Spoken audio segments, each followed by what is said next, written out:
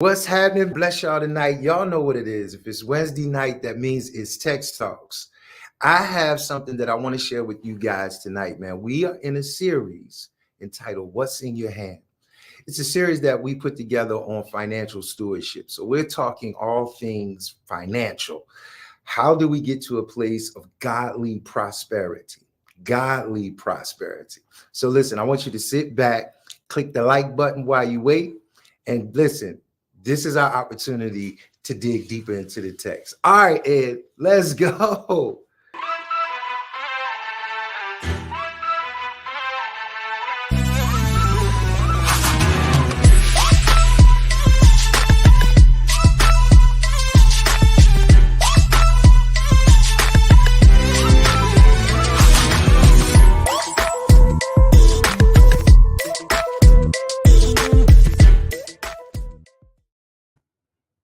I love that intro.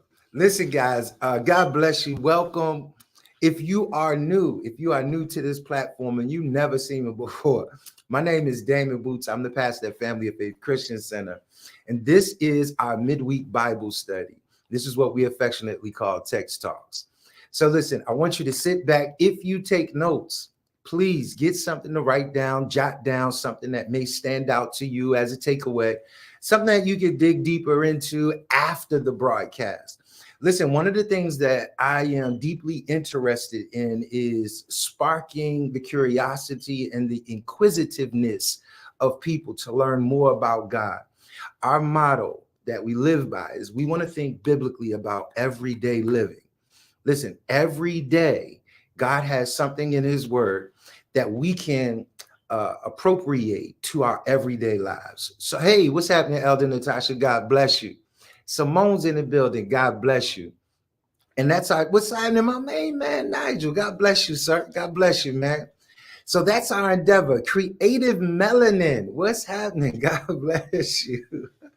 Jaleese is in the building. God bless you, man. I'm excited to see you guys. Danielle's in the building. Hello, hello, hello. My mama's in the building. How are you? How are you? Sister Hannah, how are you? Sister Clarice is in the building. How are you doing, Sister Clarice?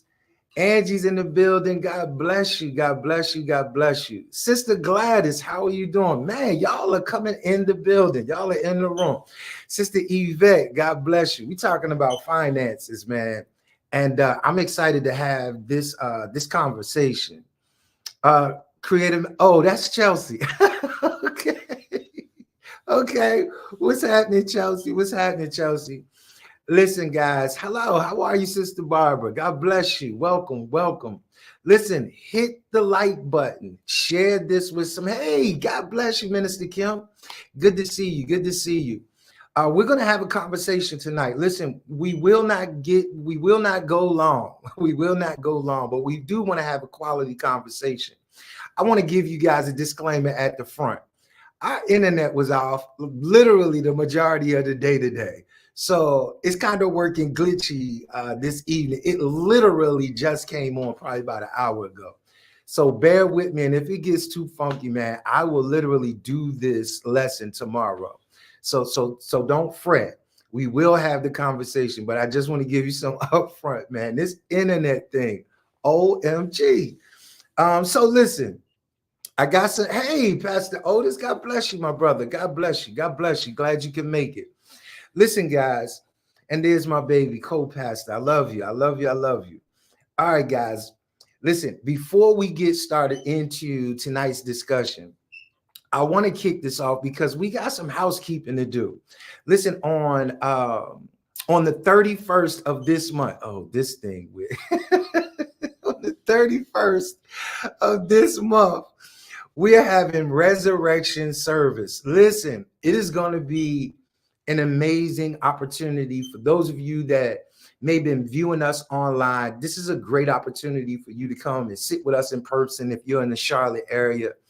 We got some things that we got planned for you guys, man. And listen, at the end of the day, we want to uplift and glorify God, right? So listen, we're also doing baptisms on Resurrection Sunday. Yeah, baptisms on Resurrection Sunday. I'm super excited for everybody that is going to make their outward declaration that the Lord has done something on the inside of me, and I want everybody to know about it. Amen. So listen, that's one thing. That's Resurrection Sunday. That's the 31st of this month. But also, I would be remiss if I also did not talk about Women's Night Out 2024. This year's theme is called Submitted. Ed, let's roll the footage.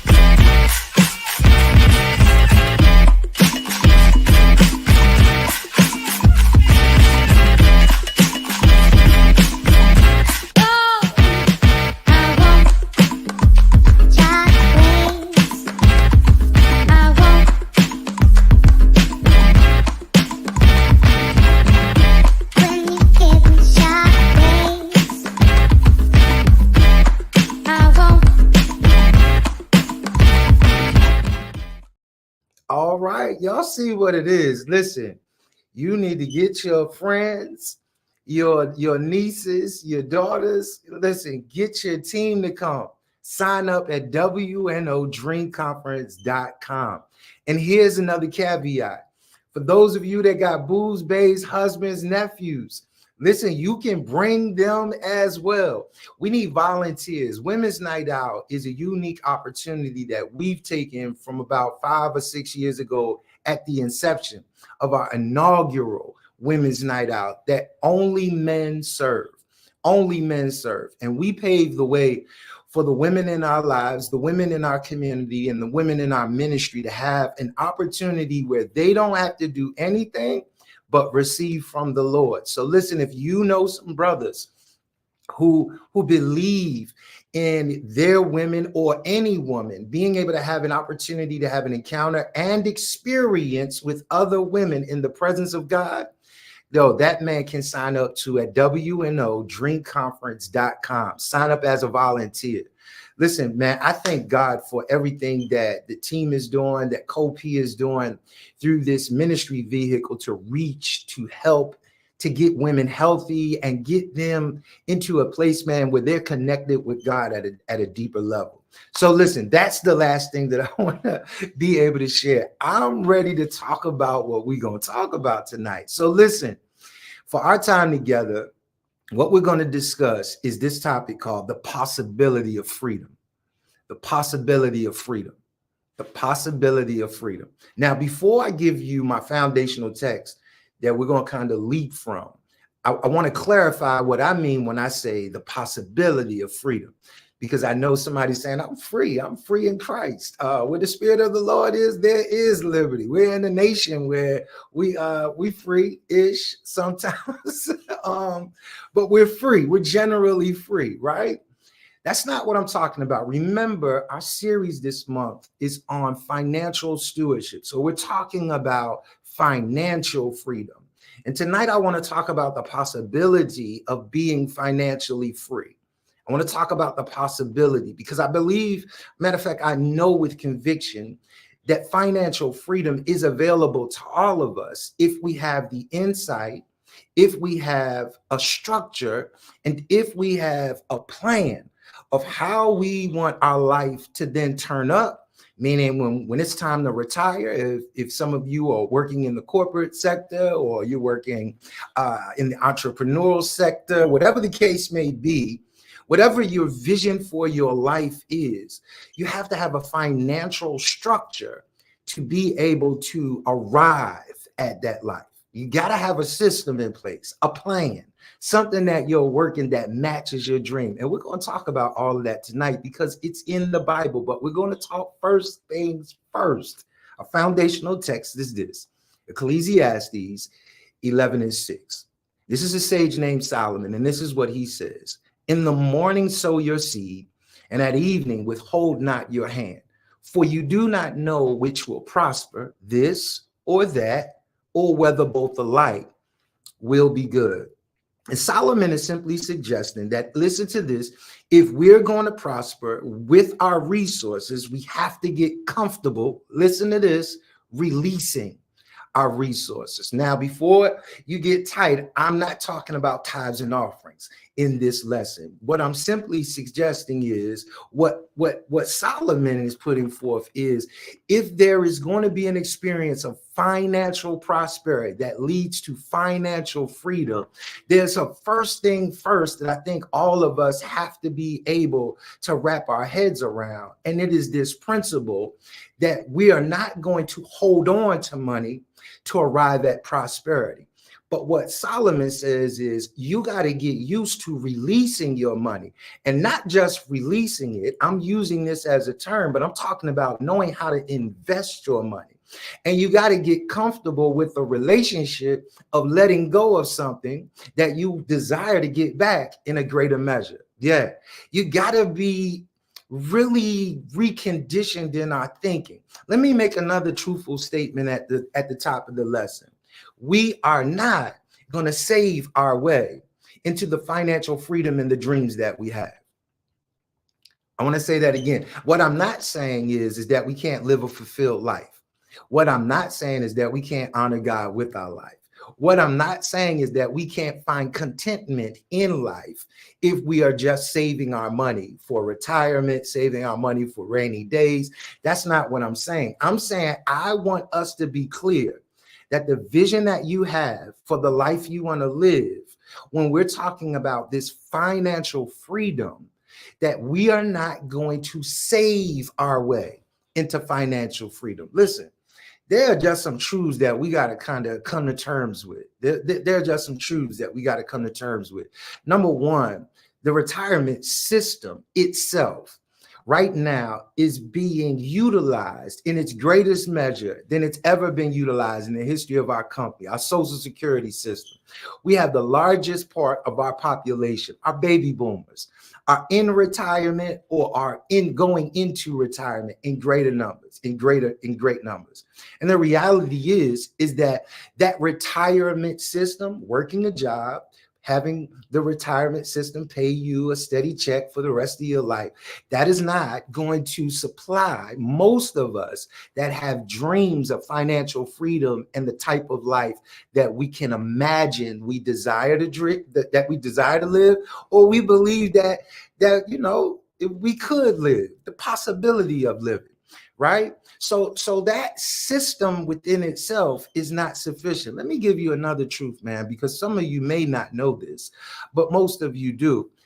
I'm in a unique position, being older now. I'm in my 50s, and my mother lives with me, newly retired, and my grandmother lives with me, and we care for my grandmother.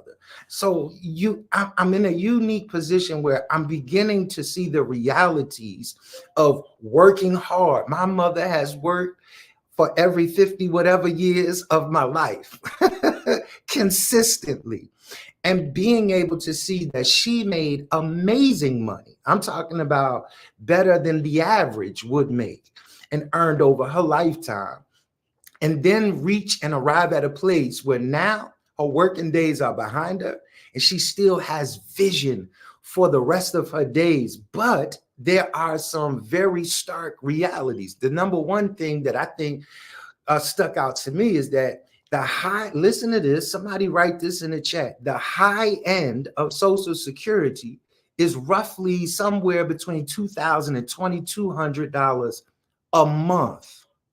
I need you to settle with that for a second. I want you to settle with that for a second. Yeah, I want to say that again. The high end of Social Security, meaning that if you were a high earner throughout the life of, you know, your working days, the high end of Social Security is somewhere roughly between $2,000 and $2,200 a month. A month. Yeah, that's a stark reality when we think about, yo, I want to work. I want to do what I need to do. Some of us are in the entrepreneurial space. I'm going to talk to you about that because I think there's some clarity that we need there too. But I first want to just kind of really get sober about what we're talking about when we say financial freedom. Having a dream or a vision of one thing, but having a financial structure that doesn't support it, right? Then we talk about 401k. 401k. Yeah, 401k is beneficial.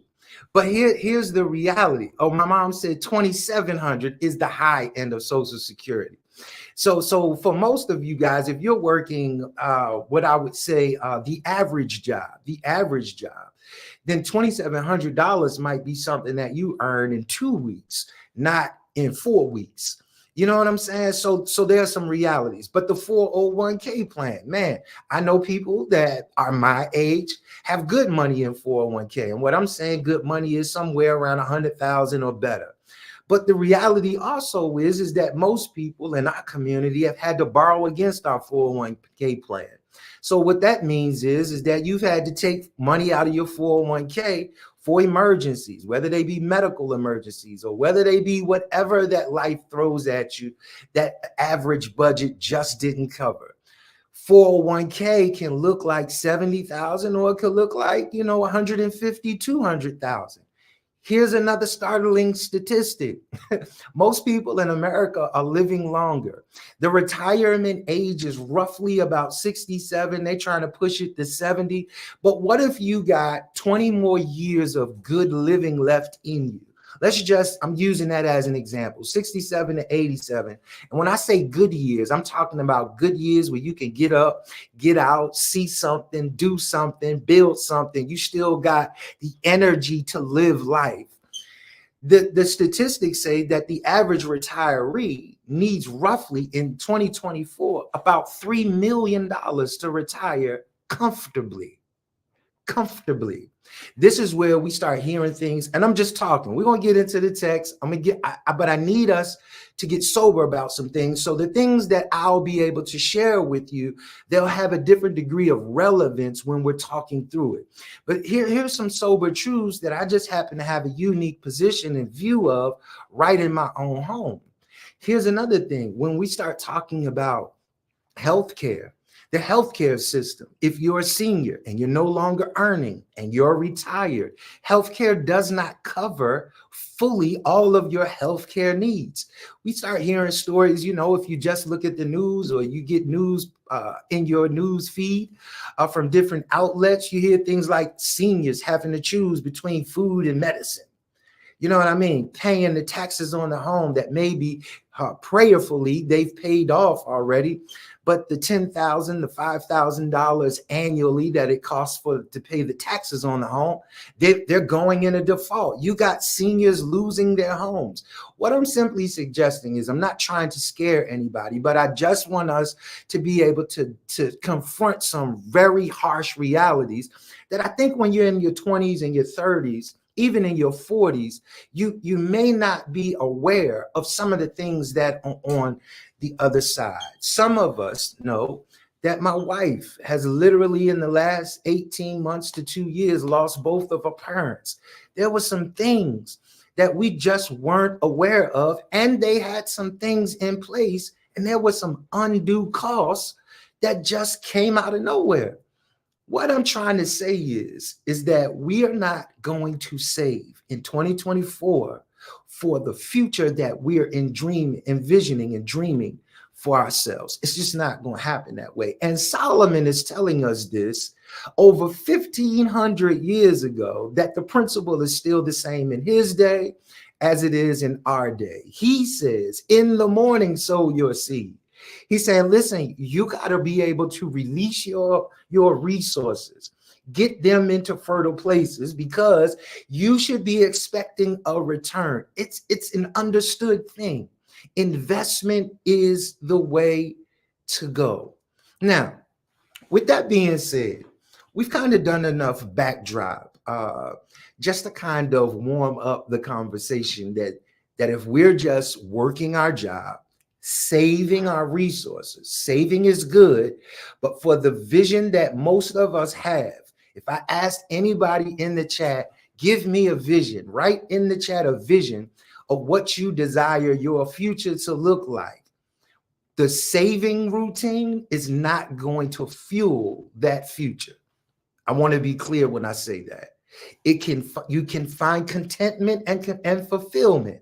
Yep, you can save your way and purchase your home. You can save your way and purchase the type of car, vehicle you like. You can save your way and take the vacations that you desire. But what we're talking about tonight is financial freedom to be able to live the life you desire without restriction or hindrance, and also live the quality of life you desire without finances being a pressure, without being a slave to the lender. Amen. All right, here we go. I want to start with this because this is probably one of the most profound things that I was introduced to at a conference. And it was talking about business and entrepreneurship. But what the presenter was trying to present to all of us is that if we have a vision for the future, we got to make sure that we are working in the right system. I want to offer you that today. It's a very simple framework, but I think it's profound when we start thinking about, am I envisioning a future that I don't have the financial structure to arrive at that future? This is going to be pivotal. Please take notes on this. This is 4 ways to earn income. 4 ways. These are 4 ways. These are 4 universal ways. These ways matter no matter what you do. I'm going to share with you 4 different types to earn income. And then I'm going to talk to you about what the restrictions are with those afterwards. Number 1, here we go. Number 1, the first way to earn money is to work a job. Everybody understands that. There's nothing wrong with working a job. Working a job is a contractual agreement. But listen to this. You and I, when we work a job, what we're saying is for the exchange of time and service, we are going to do a job description for this amount of money. So what we're doing is we're exchanging time, the time that we spend working that job, and we're providing a service. We're going to do something in return for resources, for money. That's the first way that you can earn money. Number 2 is where you actually own a job. You own a job. So when we start thinking about how we want to live our life, if we want to be financially free to do some of the other things, and when I'm talking about things, I'm not even talking about grand things. I'm talking about being able to have the finance. Bring that down for a second. I need to say this. Being able to have the opportunity that if I'm a parent and my children are sick, I'm not bound or have to make a critical decision whether I can stay home with my child or not. I'm talking about that type of financial freedom. I'm talking about if my body is wearing down because I've been running, taking care of my responsibilities, and I want to take a week off for soul care, for rest. I have the freedom financially to be able to do that. If you're in a season like I'm in, and it's a season where you need to then take care of a parent, you have the financial freedom to be able to do that. If you want to begin a business, you've got a business idea in your head, but you don't have the finances to do that. I'm talking about that degree of financial freedom. So when we think about how we earn, we got to be able to understand what we're giving in exchange to earn. What are we giving in exchange to earn? And does that fit the model of how I want to live my life? If y'all are understanding that, please raise your hand in the chat, put a thumbs up in the chat, put anything in the chat to let me know I'm picking up what you're putting down. Because it's possible for us to have a vision. I really want to spend more time doing this, or I really want to spend more time building a business, or I really want to spend more time with my family. But you cannot do it because you're working in a financial system that doesn't allow you the freedom to do it. So good. Okay, good. So the first thing we talked about is we work a job. Working a job, we got to be clear that we're exchanging time. We're exchanging time to do a job description to earn money. So if time is a thing and there are some things you would rather do with your time, then we got to be able to say, I'm going to work a job, but I need another system to earn money for me so that I can have the freedom to do the things I truly want to do. Number two is owning a job. Let me talk to you a second about number two, about owning a job. When we own a job, I want you to think in the space of a hairstylist, a barber, somebody who is in lawn care. They do weed, they cut you and trim your weeds and your hedges and your bushes. Think about somebody in the construction. You own your own construction business. You hang sheetrock, or you're a painter. You own the job, though. Listen to this, meaning that if you don't work, you don't earn money. That's what it means to own a job, meaning that I own and I get a greater portion of the profit share. But if I don't work, I don't earn money because I own the job. So you get to work a job. That's number one. Number two, the different financial structure to earn money is I own a job. Here's number three. It's where I own a system. I own a system. Now, the beauty about once you get to this step number three, or this third way to earn money is that the system that I own earns me money whether I work or not. So when you think about owning a system, I want you to think about things like corporations. I want you to think about e-commerce. I want you to think about things where whether you are physically working or not, your product is getting to your consumer. Your business is running without you. That's owning a system. And that requires a different setup. But it also gets us into this first level of freedom. So if you're having conversations and you're the type of person now that says, I want to be free to do a few other things, I just don't have the time. What I'm simply suggesting to you is, if you're getting into business or if you want to do some personal endeavors, I think that you need to start exploring the financial structure for earning in the area of owning a system, putting together a system where you don't necessarily have to be tied time-wise to a job. Are y'all still picking this up? Owning the system. Yeah, that's different. And that aligns with someone that's out there listening to me right now that says, I just want more time to do ... If that's you, you need to explore, how do I put together something where I can own a system? And here's the fourth way. Here's the fourth way to earn income. And it's to become an investor. It's to become an investor. So the investor gets total financial freedom. The investor is in alignment with what Solomon said in our foundational text in Ecclesiastes 11:6, because the investor, listen to this, makes money off of their money.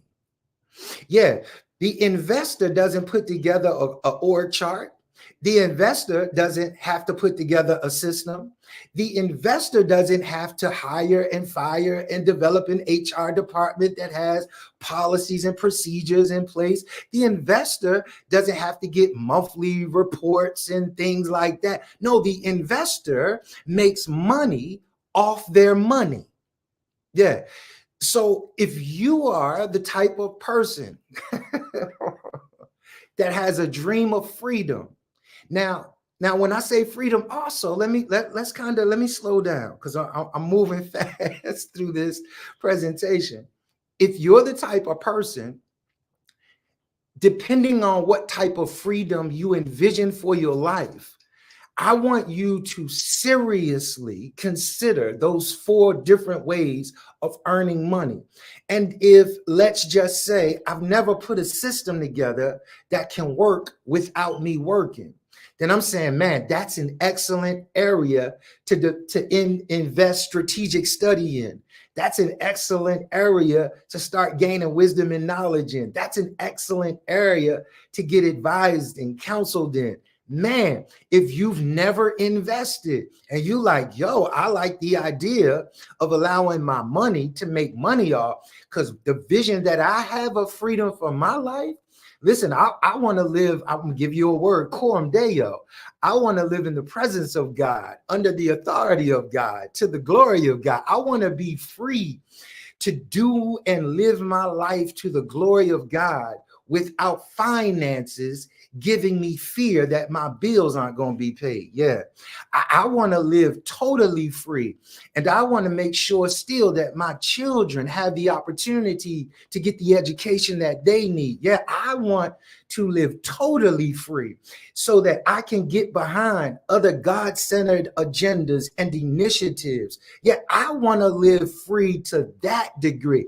And I'm just simply saying this isn't for everybody, because this isn't everybody's vision.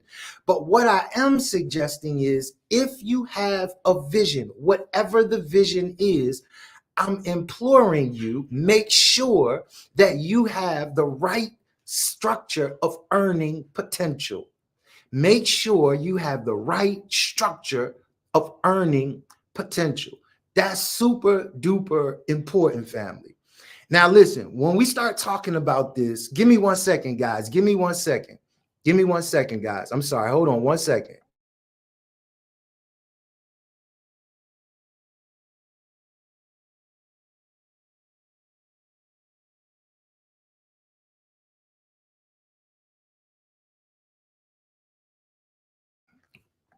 All right, I'm back. I'm sorry, guys. Somebody was at my door. That some of the quirks were going live. All right. So listen, whatever your vision is, please hear me. Please hear me. I am not saying that being an investor is for everyone. But what I am saying is that if you have a unique type of dream for your life, for your family, for your retirement, all of us have to make sure that we have the right earning structure that we're operating in. That's all that I'm suggesting in this time that we're spending together. I just want us to make sure that you're not and I'm not working a job, but we have dreams of being free to do the things that we want to do. Because you know what that turns into? That turns into things that they call quiet quitting, where I don't really like working a job because it doesn't match the vision of my life. Or let's just say you're working, you have meaningful work. You find purpose in your work. You find delight in your work. I'm saying amen to that, right? But there is some levels of freedom that you want to be able to experience in your life. You may need to consider not just saving, but investing. Yeah. Some of us have dreams to buy land to be able to pass on to our children. Some of us have dreams to, really do some things for the next generation and be able to live freely in our latter years. I'm just simply suggesting, please consider those 4 different dynamics that I shared with you and make sure you are in the right earning opportunity, the right structure for the vision that you have. Amen. Everybody got that? Listen, one of the things that I think is pivotal, I personally, I'm giving you a portion or a backdrop into my personal experience. My personal experience is that even the things that I want and save for, that today's cost and at the rate that life shows up to you and I, when we start talking about savings can be ran through within a trying year. Savings can be ran through if we have one serious health event. Savings can be ran through if we have one financial thing that is preceded by another financial thing that causes us to exhaust our savings. Listen, I'm not saying save. Don't hear me say that.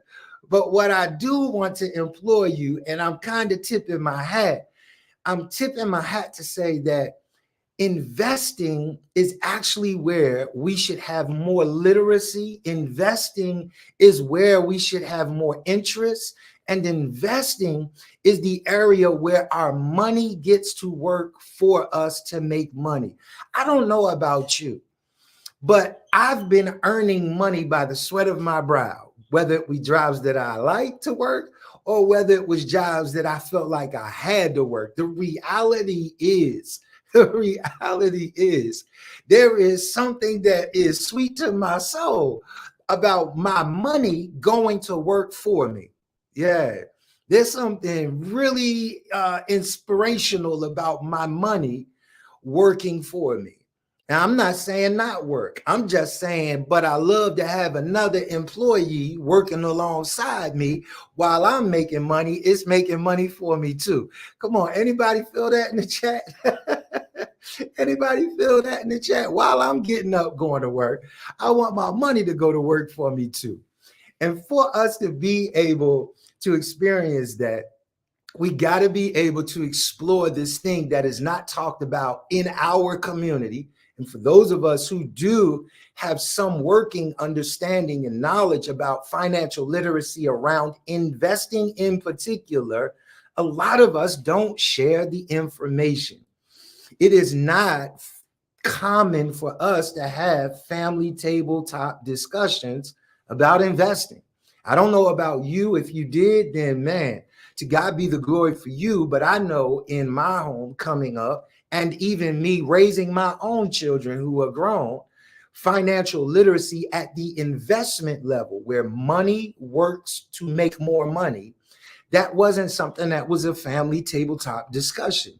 It was about budgeting. I mean, we're coming from not enough.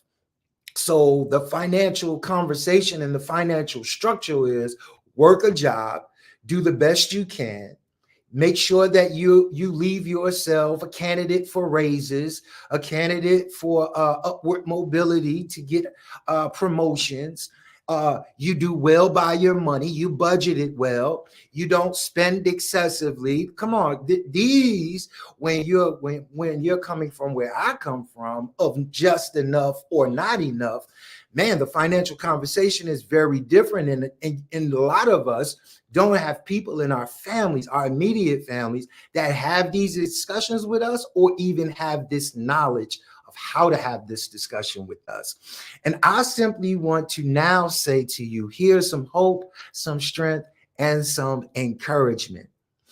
This last year, 2023, I've got an article that I want to inspire and encourage you with. The largest demographic of new investors into the market, the largest demographic was African Americans for the year of 2023. Yeah, 68% of new investors into the stock market were African Americans. They ranged from age of 20s, 30s, and 40s. Listen, do we have that diagram? There it is right there. Have become the fastest growing demographic of stock buyers in America. Look at that, y'all. So I'm encouraged, being an older brother, to be able to see that, man, we are getting interested, and not just interested, but engaging in the stock market of investing. Man, this is a beautiful scripture. Now, I mean, article. Now, here's the question. Let's pull that down for a second. Here's the question. With us being the fastest demographic who has entered into the stock market, even opposed to our majority culture counterparts, I think their numbers are about 58%.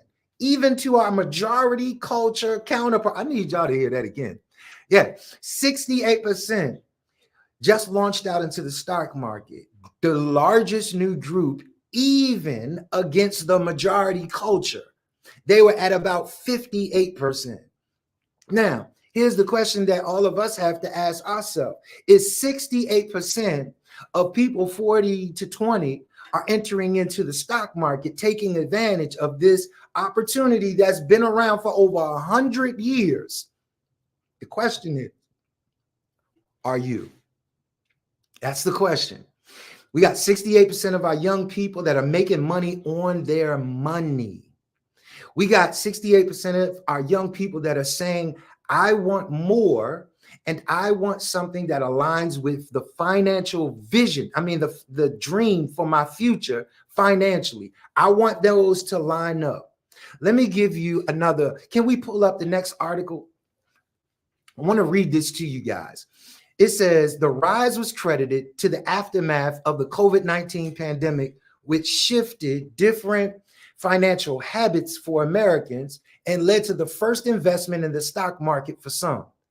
It created a whole generation of investors. This is Anthony Denier, CEO of mobile brokerage Webull US.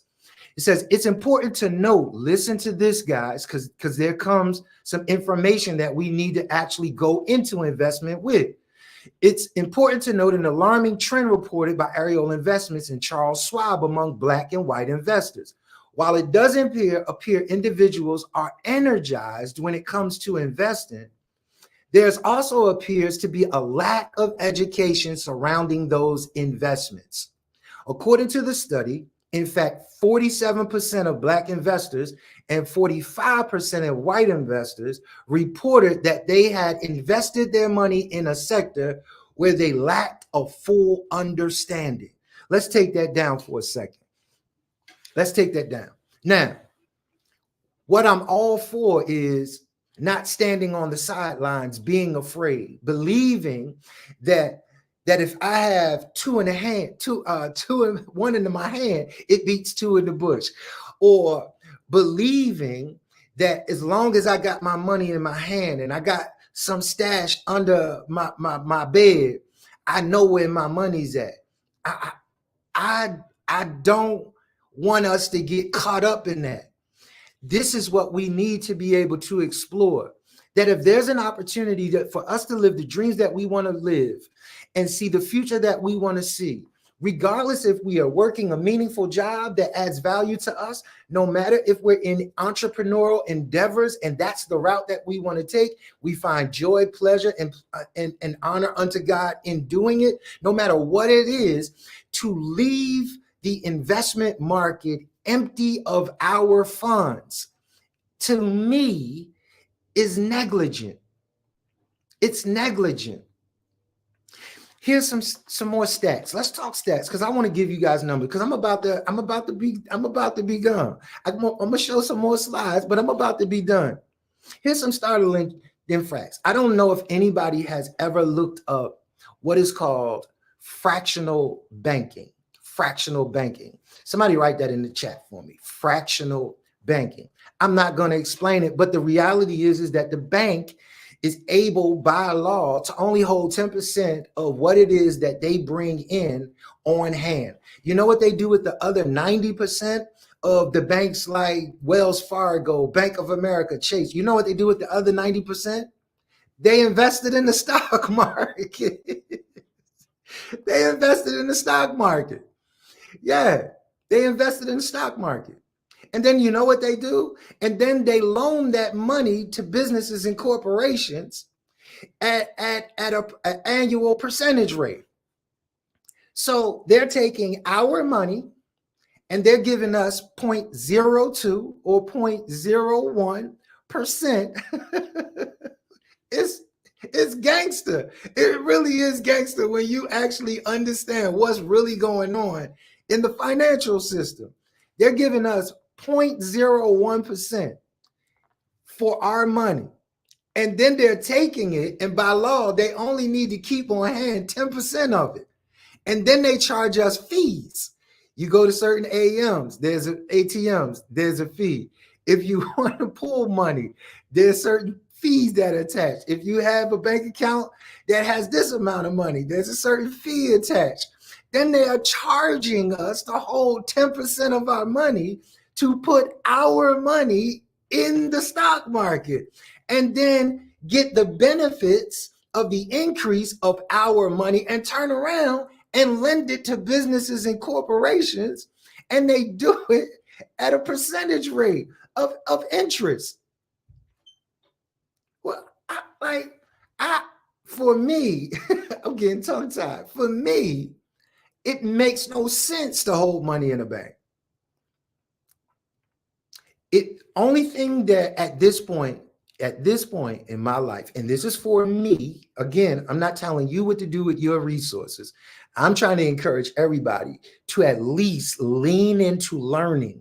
And I'm going to give you some options. But man, there are great opportunities out there where people are legitimately knowledgeable, legitimately experienced, and legitimately know what they're talking about how to teach and train you into getting understanding knowledge and growing in your knowledge of how to invest in the stock market. But it doesn't make sense to hold money in the bank where I can take 100% of my money, and I now, with the adoption of apps like E-Trade or whatever other apps that you may use to be your own broker, to invest your own money. I don't have to go to a broker. This digital age has given all of us equal opportunity and level the playing field for us to get into investing. This is simply being able to cast your bread upon the water, being able to make calculated investments into great companies that know how to make money. And when they make money, they make you money. Yeah, that at its simplest form, at its simplest level, that's what we're talking about. And there's no waiting period. You go and you fund your account. You want to cash out, you got something that you want to do, you cash it out, it goes right back to the bank. I use the bank as an exchange portal. That's it. Other than that, I'm gonna put my money, I'm gonna make the money off my money that you're trying to make off my money. It just makes sense. All right, let's continue on. I want to be able to show you something. Now, there are a few different things in this journey. Let me say this as a disclaimer also. I am not a financial advisor. I am not a financial broker. And I am not trying to give you any advice to do anything with me. Yeah, I don't lead a group of finance. I don't do any of that. I'm going to show you, I'm going to inspire you about getting involved in investment. All right. Right. So I'm not trying to sell an investment program. I'm not trying to do a Patreon. I'm not trying to do none of that. That's not my lane.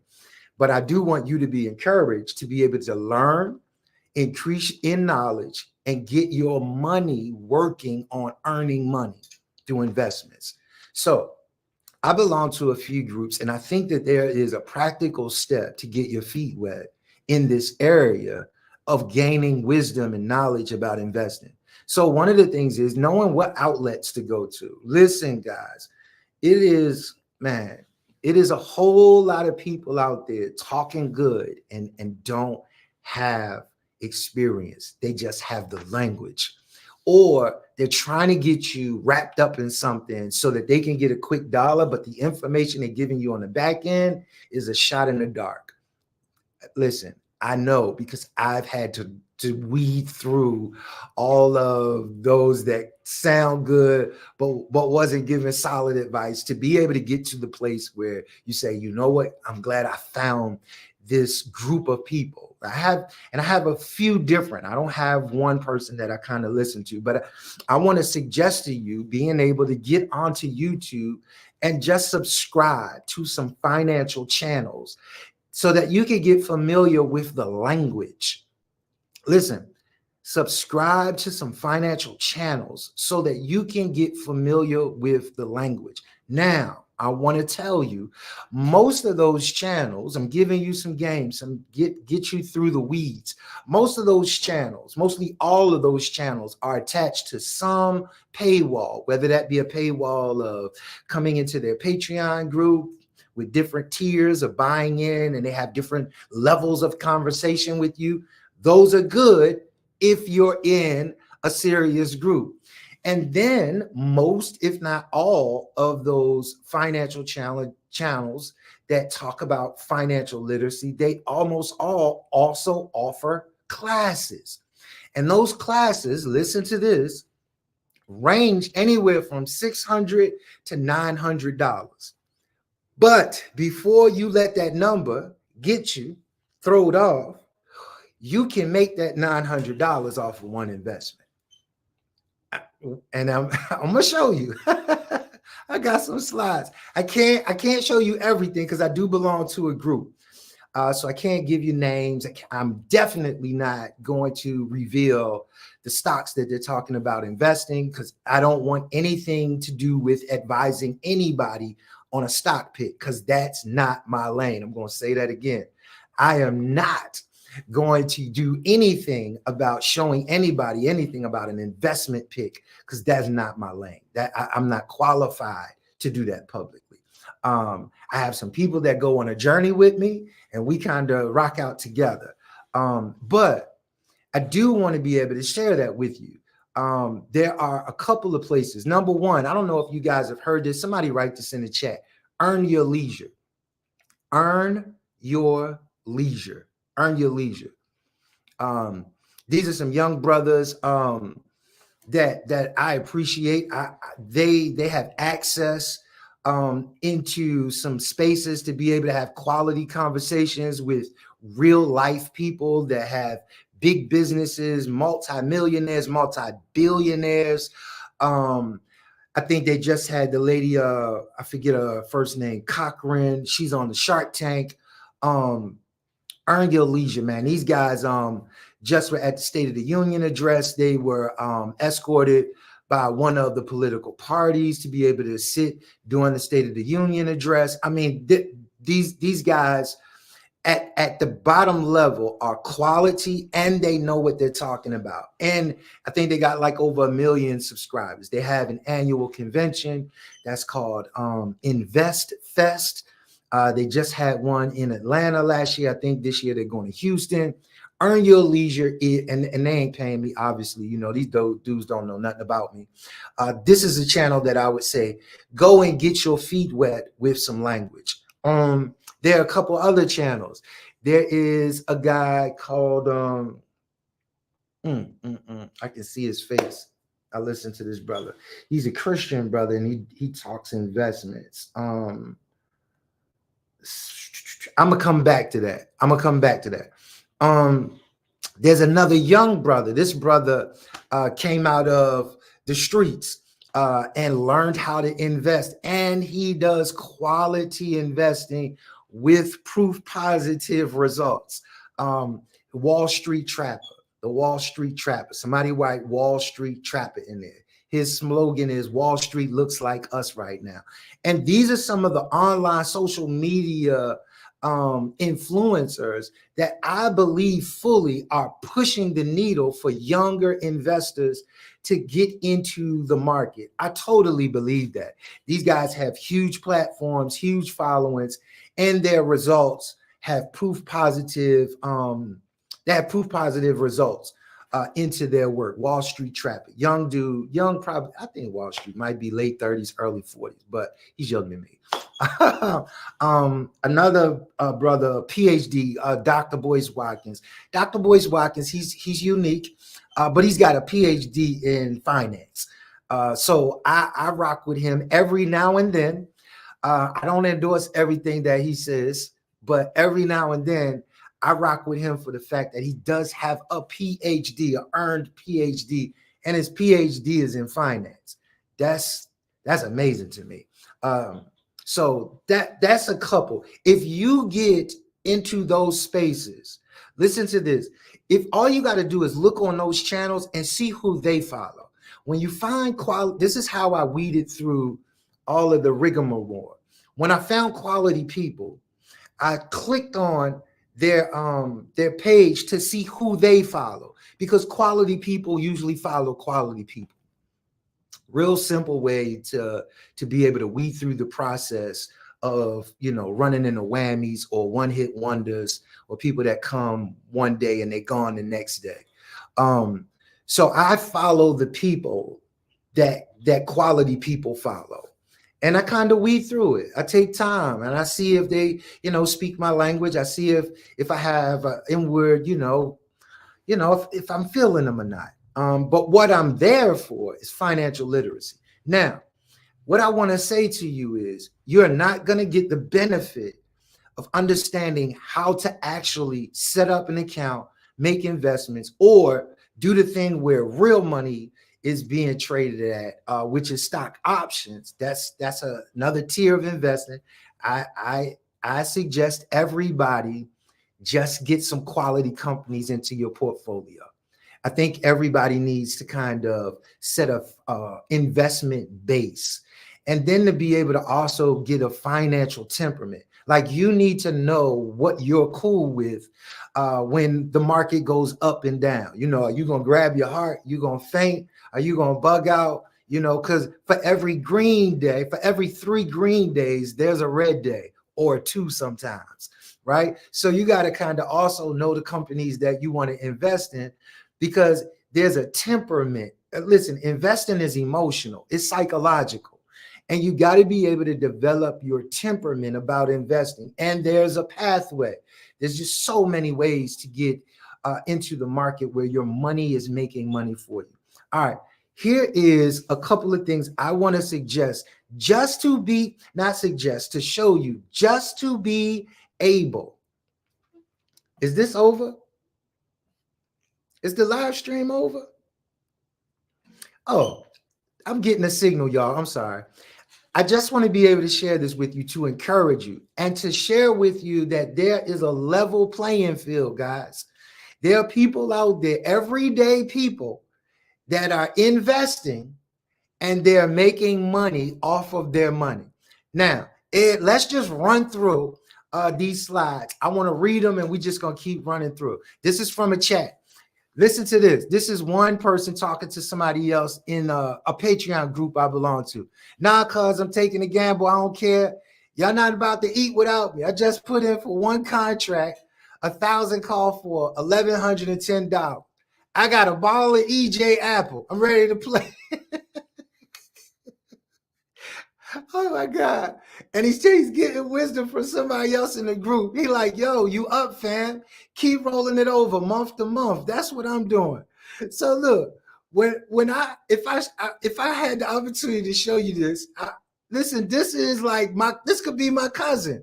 This could be somebody's nephew. This is somebody that got into the game, and just from the chat, these guys are making real money. And when I say real, I'm talking about some G money. But I just want to give you kind of a purview of the type of people that we're talking about. I'm talking about everyday people. Let's go to the next slide. He says, in this chat, there was a suggestion. It says, I ain't getting to play, but I'm still a part of the action because, and he names the play that he made. Look at what he says. I'm up 325% and counting. The other brother responds to him and says, I had to cash out my first contract at 250%. To get multiple, he names the investment option he made. He says, but man, I can't read what's behind me, but man, something. They're both counting money. Let's go into the next one. To be able to say, I made $2,000 in 30 minutes, the feeling is unmatched. Banking. Listen to this. We almost had the same last name. So lend me some of them bread. This everyday people, guys. This is educated people. This is the brother that, you know, hang out and just kick it. I'm talking about some of these groups, Patreon paywall groups that I belong to, are everyday people. These is probably one of your cousins that's making money and ain't told nobody. They buying you a nice Christmas gift though. Let's go to the next slide. Listen, I'm in it to win it. I'm telling my entire family about options. Banking, here it is again. Lend me some of that bread with low interest rate. Listen to the guy down at the bottom. He says, I hit my $100,000 goal already for the year. Now I want $250,000. The man said, now this is from last week. I captured these screenshots when me and Kopi was on vacation. The brother said, I hit my $100,000 goal for the year. He hit it in March. He says, now I want 250,000. Let's go on to the next one. He says, I'm up 125,000 on my, he names the stock plays. This is unreal and feels like a dream. Let's go on to the next one. Nah, cuz I'm taking it. Oh, is there another one? We read that one already. Yeah, we up. This is somebody that's actually just new to the group. We up, journaling, strategizing the next move, because they're not just taking suggestions, they're actually learning how to find good companies to invest in. She says, oh, I said she, strategizing the next move. I feel like I'm in a money machine. So crazy. I had to jump in today, and in one day, I jumped up 61%. This is 61% of their investment because they learned how to do stock options trading. All right, what do we got? Another one? It should be one more left. That's it? All right. Now, take that down and bring me back up. Now, this is a progression. Now, I want to say this clearly because I know you've seen them numbers and I wanted to encourage you by them numbers. I truly believe, based on my own personal experience and in the things that I've been exposed to, I personally believe that those numbers that they're talking about, anybody who wants to spend the time and make the financial investment into learning how to do trading, that's options trading. That's where the percentages are greater. But I'm talking in 3 to 5 years, you can see those same numbers. Build out a portfolio. You got to take your time. This isn't a get rich quick scheme. Nothing works off of get rich quick. I want to say that again. Nothing works off of get rich quick. No, you have to learn. Then when you have to learn, you have to get comfortable. Find your temperament for the stock market when it goes up and down, because that's going to determine the companies you invest in. For example, company right now that's taking off, everybody in the investment world knows about the company NVIDIA. Everybody knows about Eli Lilly, the pharmaceutical company. NVIDIA is the AI chip company. These companies are seeing, man, these companies are going up $30 a day per share, but they fall $25 to $30 a day. If you ain't got that temperament to see those types of swings, you need to find your more reliable, more long-term companies like your Google. Google's been around for a while, like your Apple. Apple's been around for a while. Or there are other sectors that you can get involved in, right? As you can tell, my investment strategy is in the tech. I'm investing in the direction of the future. There's a little bit more volatility because it's tech, but I have the temperament for that. So I've experienced higher highs, but higher lows too. My lows don't dip as low, but my highs go as high. So my point is, you need to build out a platform of investments, build a portfolio. That's what it's called, where you're investing, you're getting your feet wet. You get used to being able to find companies on your own. Guys, I started this out. I'm over my hour, but I'm gonna give up 5 more minutes. I started this out when I first started investing, when I was first getting my feet wet. I invested in the companies that I used. Yeah, that was my plan from the beginning. I invested in the companies that I used. So I used Mac products. So I invested in Apple, right? I kind of took that strategy. I thought about what it was that I was familiar with, so that when I bought a product, I'm going to make money on the back end too, because I own a share of that company. I own the company. So I'm buying a product from myself. That was my first strategy before I got into temperament and got into trying to learn how to invest and finding good companies to invest in and putting together a strategy that worked for me and my wife and for the future that we wanted to live. So here it is.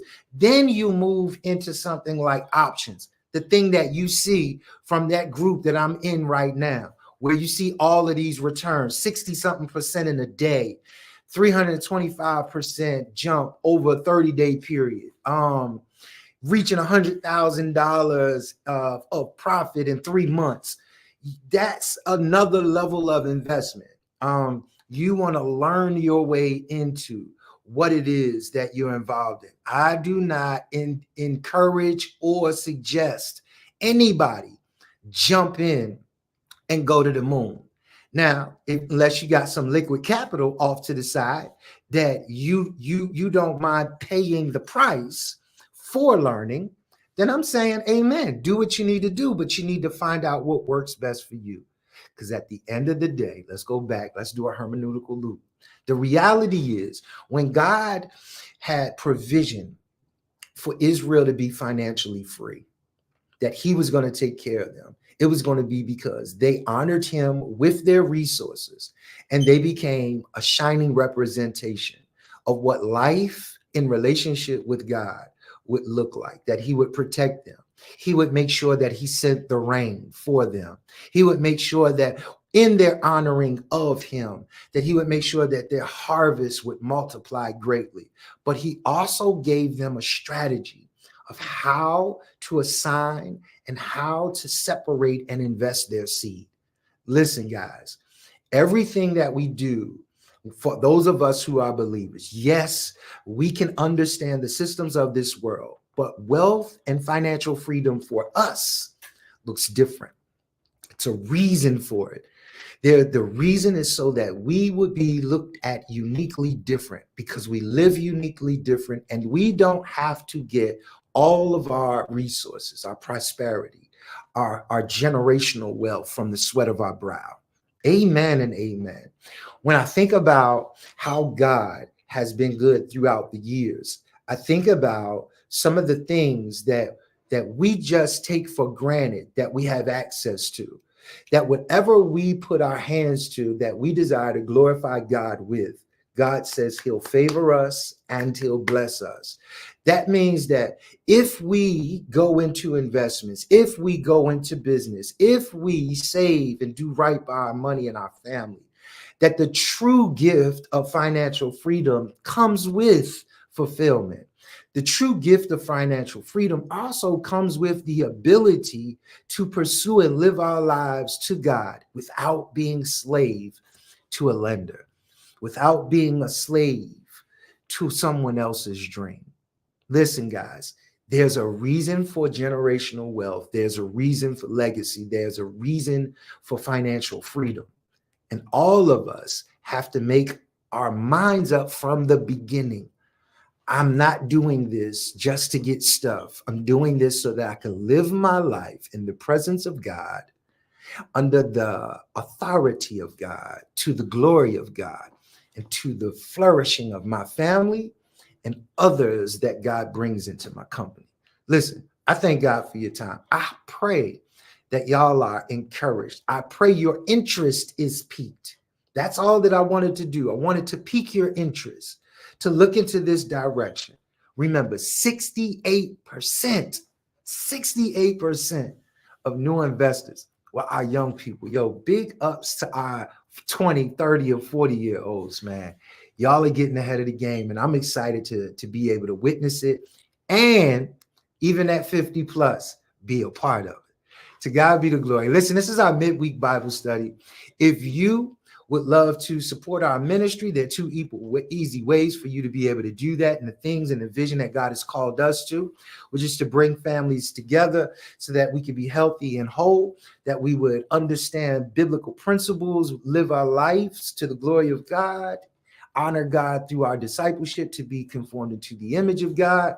Listen, this is a big vision, and we would love and be honored for all of your support. I want to thank you in advance for your generosity. And those of us that belong to Family of Faith Ministry, you know that we are obligated to sow, because none of the vision gets pursued if we don't fuel our own vision. Amen. Listen, guys, I love you much. We're going to continue this conversation on Sunday. Man, Sunday's lesson is going to be good as well. Now, we're going back and revisiting an old topic with fresh eyes. We're talking about, how do we assign our seed? Listen, I thank you for your time. Please replay and review this. Share it with somebody. Stimulate a conversation at your table about what direction you guys as a family, as a couple, husband and wife, or as a single, you want to go in a direction for your future and you want to start early. Listen, let this stimulate some curiosity in you. I love you much. God bless. And I'll see you guys on Sunday. Hey, family, I want to thank you for joining us tonight for Text Talks. Listen, if you want to find out more about our ministry, please visit us at FOFCENTER.com. But not only there, you can explore our YouTube page. Listen, we have playlists and catalogs of information. We did a total catalog of parenting. We did a catalog of relationships. We've got them about transitioning through different seasons. Whatever it is that you may be experiencing in this season of your life, we have some information that we would love to get out and share with you. Listen, I thank you for your time and join us here every Wednesday at 8 and Sunday at 12. God bless you, and I look forward to spending time with you again.